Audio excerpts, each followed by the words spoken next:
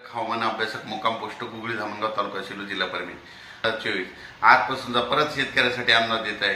पण हा फक्त 10-12 जिल्ह्यामध्ये अवकाळी पाऊस पडणार आहे म्हणून त्या भागातील शेतकऱ्यांनी कांदा असो हळद असो तुम्ही तुमची झाकून ठेवण्याची तयारी ठेवायची।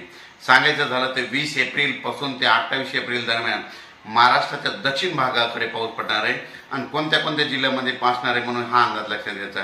सुरुवातीला आपण काय करू म्हणजे कोल्हापूर, सातारा, सांगली, पुणे, नगर, सोलापूर, उस्मानाबाद, बीड, लातूर, परभणी, हिंगोली, नांदेड, यवतमाळ आणि यवतमाळपर्यंत ह्या पट्ट्यामध्ये पाऊस असणार आहे।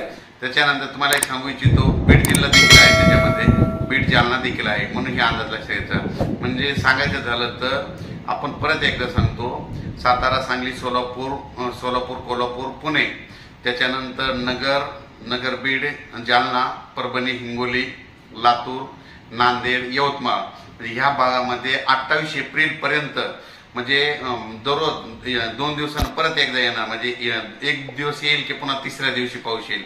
म्हणजे एक दिवस आल्याच्या नंतर परत तिसऱ्या दिवशी 2 दिवसांना गॅप करत पाऊस येणार आहे म्हणून हा अंदाज लक्षात घ्यायचा।